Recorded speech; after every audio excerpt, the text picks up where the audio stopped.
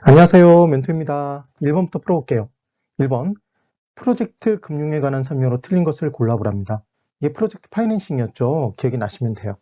그래서 1번, 특정 프로젝트로부터, 이게 특정 사업이었죠. 특정 사업으로부터 향후 일정한 현금 흐름이 예상되는 경우에, 그러면 향후 일정한 현금 흐름이 예상된다는 게 이게 결국은 미래 수입이잖아요. 그럼 이 미래 수입이 만약에 저수익이라면 이 미래 수익을 믿고 돈을 빌려줄 짱구는 없을 거예요. 그런 금융기관은 없어요. 그러니까 이 특정 개발 사업, 프로젝트에 발생할 미래 수익은 고수익이 발생해야 되겠죠. 그리고 매우 불안정적이라면 역시 얘를 믿고 돈 빌려줄 사람이 없을 테니까, 금융기관이 없을 테니까 얘는 안정적이어야 되고, 그리고 단기간에 걸쳐서 미래 수익이 발생되는 걸 믿고 돈 빌려주지 않아요. 그래서 얘는 장기간에 걸쳐서 발생될 것이다라고 나와야 되는 거죠. 그러면 결국 이 특정 사업 자체의 미래 수익만을 담보로 제공받고 사업주의 신용이나 아니면 사업주의 물적 담보를 따로 제공받는 거 없이 사업 자체에서 자금을 조달하는 게 이게 프로젝트 파이낸싱이었잖아요. 그래서 사전 계약에 따라 미래에 발생할 현금 흐름과 사업 자체 자산을 담보로 이게 사업 자체 자산이지 사업주가 갖고 있는 물적 담보 아닙니다. 자금을 조달하는 금융기법이 된다. 그래서 중요한 건 사업주의 신용 제공하는 거 아니에요. 그리고 물적 담보 제공하는 게 아니다라는 걸 꼭 기억해 두세요. 그러면 당연히 은행 입장에서는, 대출기관 입장에서는 일반 기업 대출의 경우에는 사업주의 신용담보 또는 물적담보를 제공받았으니까 사업이 망하면 달려들어서 뜯어낼 수 있어요. 채권 금액을 회수할 가능성이 그만큼 높은데 사업 자체 미래 수익만을 담보로 제공받은 상태에서 대출을 해주다 보면 그때는 뜯길 위험이 더 커지는 거죠. 그래서 위험을 많이 감수하는 만큼 수익도 높게 누려야 되니까 이자율을 높게 적용한다고 그랬죠. 금리 등이 높아 사업이 성공할 경우에는 해당 금융기관은 더 높은 수익을 누릴 수 있는 장점은 있네요. 근데 위험을 많이 감수하니까 그 위험을 줄이기 위해서 보증, 보험 등에 가입해서 관계인이 많아진다고 그랬죠. 그 다음 3번, 프로젝트 금융의 자금, 이제 들어온 돈들이 있을 거 아니에요. 그 돈을 건설회사 또는 시공회사, 즉 사업주가 자체 계좌를 통해서 직접 관리하면 가뜩이나 금융기관 입장에서는 위험이 큰데 얘가 그 돈을 어디다 쓸지 어떻게 알겠어요? 그러니까 얘는 자체 계좌를 통해서 직접 관리하는 게 아니라 에스크로 계정을, 위탁 계좌를 관리토록 하는 거죠. 위탁 계좌를 개설해서. 그래서 돈을 함부로 못 꺼내 쓰게 한다가 제일 중요한 포인트였어요. 직접 관리한다 X. 그 다음 4번. 그래서 지금 답은 3번이네요. 4번. 프로젝트 금융이 부실화될 경우. 그럼 프로젝트 금융이 부실화되면 채권 금액을 회수하지 못할 가능성이 크다는 얘기잖아요. 원금 자체를. 그러면 금융기관의 부실도 커지겠네요. 해당 금융기관의 부실로 이어질 수 있다. 5번.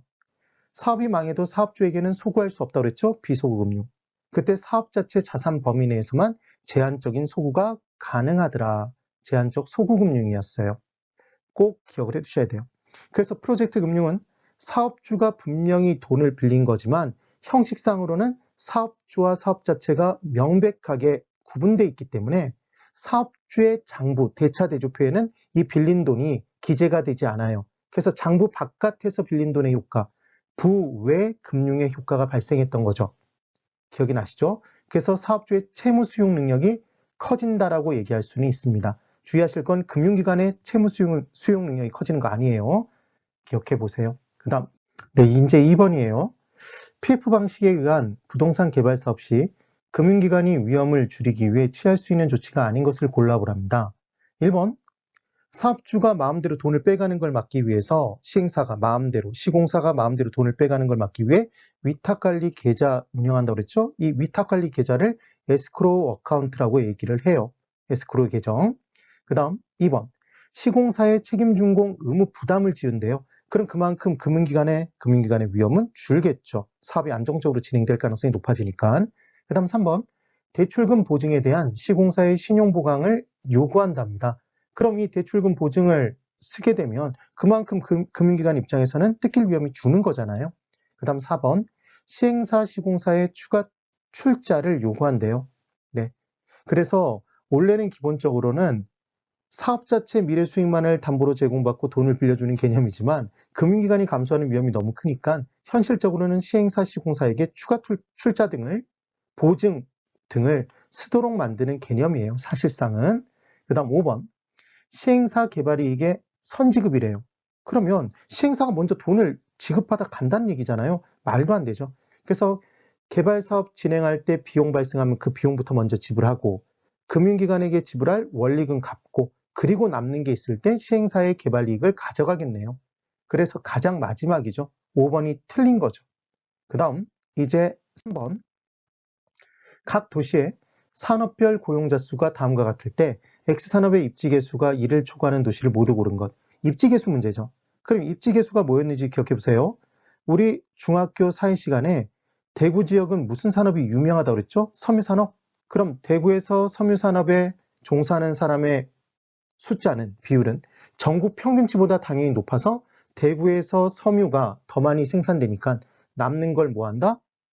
평균치보다 더 많이 생산되니까 수출하고, 만약에 부족하다면 그때는 수입해 들어오고, 전국 평균치와 비교해서 같다라면 해당 지역에서 생산된 걸 해당 지역 내에서 자급자족, 그냥 쓰면 끝난다는 얘기를 했었잖아요. 이게 입지계수의 개념이었어요. 그럼 입지계수는 X도시 X산업의 입지계수를 한번 구해보십시오. 그러면 얘는 사실상 특정 지역 내 특정 산업의 입지 계수를 알고 싶은 거잖아요. 맞나요? 그럼 계수, 지수, 비율, 비례가 나오면 무조건 분수였죠. 그래서 짝대기를 짝 긋고 우리가 알고 싶은 건 A도시의 X산업의 입지 계수니까 A도시의 X산업의 고용률이 분자로 들어가겠죠. 우리가 알고 싶은 건 무조건 분자니까. 그럼 얘를 무엇과 비교하냐면 전국의 X산업의 고용률과 비교를 하는 거예요. 그래서 전국 X산업의 고용률보다 A도시 내의 고용률이 더 높다면 더 많이, 평균치보다 많이 생산되니까 수출. 그래서 입지계수가 1보다 크면 수출형 산업. 얘가 1이 되면 똑같은 비율이니까 전국 평균치와 똑같이 생산? 그럼 얘는 그 지역에서 생산된 걸 그 지역에서 쓰고 만다. 자급자족형 산업이 되는 거고, 얘가 만약에 1보다 작다면 전국 평균치보다 적게 생산되니까 부족한 걸 수입해 들어온다고 얘기를 했던 겁니다. 이게 기억나시면 돼요.